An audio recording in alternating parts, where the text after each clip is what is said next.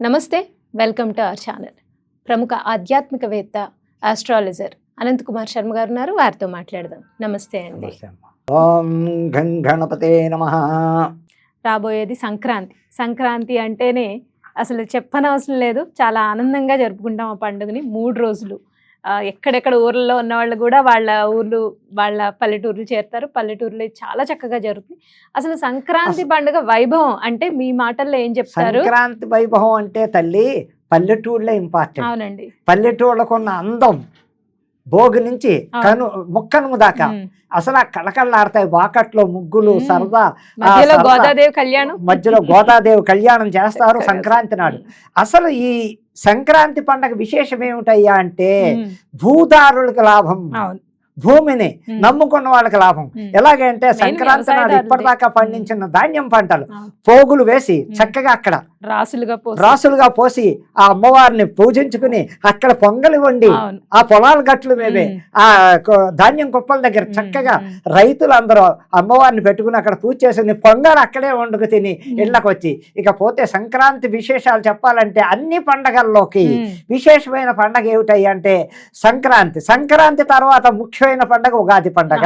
దీనికి ఇంటి నిండా పిల్లలు, మనవలు, కూతుళ్ళు, అల్లుళ్ళు, కొడుకులు, కోడళ్లతో చక్కగా ఓళ్ళంపట ఉద్యోగస్తులు ఎంత పెద్ద పదవిలో ఉన్నవాడు కూడా అయ్యో మన ఊరు వెళ్ళాలి, అమ్మా నాన్నల దగ్గరికి వెళ్ళాలి. సిటీస్ ఖాళీ అయిపోతే పల్లెటూర్లు మొత్తం జనాలతో అలాగే అసలు చెప్పాలంటే రేపు 10వ తారీఖు నుంచే 18వ తారీఖు దాకా హైదరాబాద్ సిటీ మొత్తం ఏ సిటీ అయినా సరే, మెగా సిటీలు బెంగళూరు, చెన్నై ఏదైనా అందరూ పల్లెటూళ్ళు కలిపి, అందులో గోదావరి జిల్లాలో ఇంపార్టెంట్ ఏంటంటే ఆంధ్ర రాష్ట్రంలో జరుగుతున్న సంక్రాంతి పండుగ ఏ రాష్ట్రంలోనూ చెయ్యలేరు. ఆ అందం పిల్ల మనవలతో, తాతలతో, సరదాగా అమ్మమ్మలతో, పిన్నులతో, తల్లిదండ్రులతో, అక్క చెల్లెళ్ళతో, బావలతో, మరుదులతో ఈ సంక్రాంతి పండగ ఉత్సవాలు చేస్తుంటే అమ్మా అసలు ఆ కనుమ పండుగ మళ్ళీ ఎప్పుడొచ్చేస్తుందా అనేది అప్పుడే వచ్చేసింది కూడా. ఇంకా కొద్ది రోజులు అప్పుడే అయిపోయింది. ఇంకొక 18 రోజులు ఓడు పడితే సంక్రాంతి పండగ. ఈ సంవత్సరం 13, 14, 15 రోజులు వచ్చింది. 14వ తారీఖు కాదు, 13 భోగి, 14 సంక్రాంతి, 15వ తారీఖు కనుమ పండగ.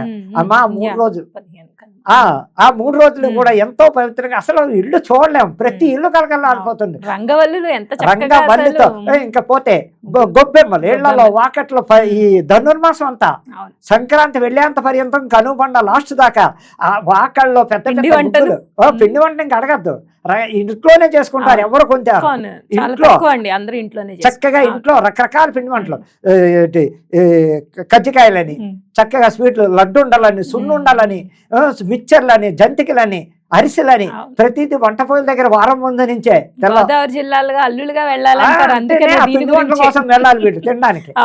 ఇంకో ప్రసిద్ధి ఆంధ్రలో ఈస్ట్ వెస్ట్ గోదావరిలో అసలు సంక్రాంతి అంటే చూడాలంటే కనుపండుగ ఆ 2 జిల్లాలే. ఆ 2 జిల్లాల్లో వేడుకలు ఏమిటయ్యా అంటే కోడిపందాలు. ఇంకా కోడిపందాలు విచ్చలవిడి దేశాల నుంచి 3 నెలల ముందే లాడ్జీలు, రూములు బుక్ చేసేసుకుని అన్ని దేశాల నుంచి, అన్ని రాష్ట్రాల నుంచి ఆడ కోడిపందాలకి చక్కగా హరిదాసులు ఇంకా తెల్లారేసరికి ప్రభల తీర్థం 1, 2 అని ప్రభల తీర్థం కనుగొన్నాడు. ప్రభల తీర్థం, ప్రభల ఊరేగింపులు, ఆ పరుగులు పొలాల్లో ఎంత అందంగా ఉంటుంది. ఆ ప్రభలు ఎత్తుకుని 100ల మంది గ్రామస్తులు పొలాల్లో గట్లు మీద పరిగెడుతుంటే అమ్మవారిని పట్టుకుని కలకల్లాడిపోతుంటే సంక్రాంతి వేడికే వేడికమ్మా. మీరు ఎన్ని పండగలు చూడండి, ఒక్కరోజే సంక్రాంతి పండగ 4 రోజులు చక్క ముక్కను కూడా చేసి, ఇంకా పిల్లలకి భోగిపళ్ళు, అబ్బా ఇంకా భోగిపళ్ళ పండుగ ఉంటుంది. పేరంటాళ్ళు ఈ ఇంట్లో జాయింట్లోకి సాయంకాలం అయ్యేసరికి భోగిపళ్ళు చంటి పిల్లలకి చక్కగా పోస్తూ ఉంటారు. ఆ ఆనందమే ఆనందం.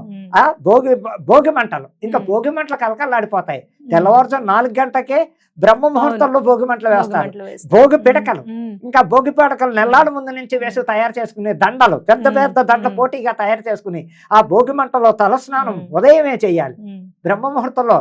అది ఎలాగయ్యా అంటే ఇంటి ఆచారాలు, మంగళవాడు వస్తాడు ఇంటికి, ఆ ఇంటి మంగళ వస్తాడు. చక్క మగపిల్లలందరికీ మసాజ్ చేసి నూనె పెట్టి చక్కగా చేసి వాడి చేతితోటే కుంకుడికాయ పులుసుతో చక్కగా స్నానం చేయించి ఒళ్ళు నలుగు పెట్టి వాడు వస్తేనే ఆ ఇంటికి శుభం. మంగళ ఆయన వచ్చి ఊళ్ళల్లో ఇంటింటికి పాలేరు అనే టైపులో వీళ్ళు కూడా ఉంటారు. ఇన్నేళ్లకు మంగళాయన వాళ్ళు వచ్చి పాడు తెల్లవారుజామున 3 దగ్గర నుంచి ఇళ్ళంపటి వెళ్ళి ఆ 7 అయ్యేసరికి స్థల స్నానాలు చేయిస్తారు. అది ఎంత సరదాగా ఉంటుందమ్మా. ఆ నలుగు పెట్టి నూనె తలక పెట్టి చక్కగా ఆ వేడుకలు అందం ఏ పండక్కి రాదు. అవునండి. ఎంతో చక్కగా సంక్రాంతి పండగ చేసుకోవడం విశేషాలు దానికే ఇదేం లేదు. అయ్యో ఇదండి నియమ అదండి నిష్టలు ఆ, అలాంటివి ఏం ఏముండవు. లేదు. వేడుక అవును, ఆ అవును, వేడుక అదొక చూడాలి. వేడుక. ఓ పక్క పేకాటలాడుతూ ఉంటారు, ఓ పక్క కోడి పందాలు కాస్త, ఓ పక్క దీన్ని ఏమంటారు గుండాట్లు అంటారు, రకరకాలు సరదా ఇళ్లలోను పొలాల్లోను రకరకాల వేడుకలు ఈ బిజీ లైఫ్ లో ఆ 4 రోజులు ఒక రిలాక్సేషన్ రిలాక్స్ అయిన వాళ్ళతో గడపడం అనే ఆనందం అంత అది. అసలు కావాల్సింది యావత్తు బంధువర్గం కలవాలంటే సంక్రాంతి పండగే. ఏ మూలన్నా ఏ పండక్కి రాకపోయినా సంక్రాంతి బొర్లో పెట్టి 2 నెలల ముందే టికెట్లు బుక్ చేసేసుకుని 3 నెలలు కూడా బుక్ అయిపోవడం, ఫ్లైట్లు, ట్రైన్లు, బస్సులు, సొంత కార్లు, ఇంకా ప్రయాణాలు అయిపోయి ఎలాగైనా 12 కల్లా మనం మన ఊరు వెళ్ళిపోవాలి. 12 రాత్రికి ఇళ్ళకి చేరిపోవాలి. సంక్రాంతి 4 రోజులు చక్కగా చేసుకోవాలి. ఉత్సాహంతో జరిగే పండగ ఏంటంటే పప్రద పండగ సంక్రాంతి. తర్వాత ముఖ్యమైన పండగ ఉగాది పండగ. ఇంకా దాన్ని మించి ఉగాది అంటే మన ఇంట్లో మనమే చేసుకుంటాం. అంటే వెళ్ళినా ఊర్లు వెళ్తాం కానీ ఒక రోజు దీనికి ఉన్నంత అసలు ఆనందం, ఆ వేడుక, ఉత్సాహం ఇంకా జన్మలో చూడాలంటే సంవత్సరానికి ఒక్కసారి వచ్చే పండగ. బంధువర్గం కలవడం, ఇంట్లో పిండి వంటలు, ఒకళ్ళ ఒకళ్ళు భోజనాలు, సరదా బంతిపోయినాలు, ఇళ్లలో కూర్చుని అరిటాకులు, కంచాలు పళ్ళాలు కాదు, అరిటాకులో లేకపోతే పేపర్ ప్లేట్లు వేసుకుని 10 మంది కూర్చుని అల్లుళ్ళు కూతుళ్ళు మామలు తాతలు అల్లుళ్ళు కూర్చుని తింటుంటే అసలు ఆనందమే ఆనందం. ఈవేళ ఫ్యాషన్లు మరిగారు కానీ అసలు కింద కూర్చుని ఆకేసుకుని అన్నం తినడం, ఆ బంతిపోయినాలు గుర్తిపోయినాయి ఎంత చక్కగా, ఎంత సరదా. అందుకని సంక్రాంతి పండగ మించిన పండగ ఆంధ్రులకి పండగ. చక్కటి పండగ, వేడుకలు బాగుంటాయి. హరిదాసులు తిరుగుతూ ఉంటారు పొద్దున్నే. హరిదాసు గంగిరెద్దు వాళ్ళు ఇంటింటికి వచ్చి అమ్మ గంగిరెద్దులు డాన్సులు చేయించి ఆ కాళ్ళ చేత ఎత్తించి మన పొట్ట మీద పెట్టించుకునే వాళ్ళు ఉంటారు. గంగిరెద్దు కింద నుంచి నడిచెళ్ళే వాళ్ళు ఉంటారు.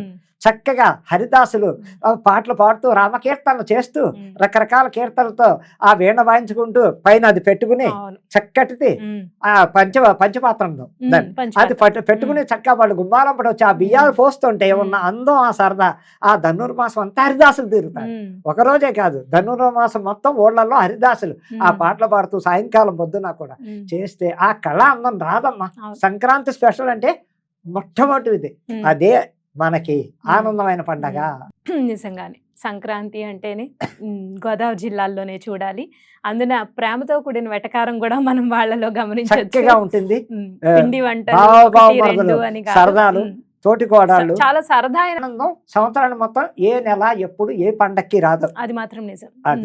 సో సంక్రాంతి పండుగ విశిష్టత గురించి, అలాగే చక్కని ఒక ఆ సరదాగా జరిపే ఆ 4 రోజుల గురించి చాలా చక్కగా వివరించారండి. ధన్యవాదాలు.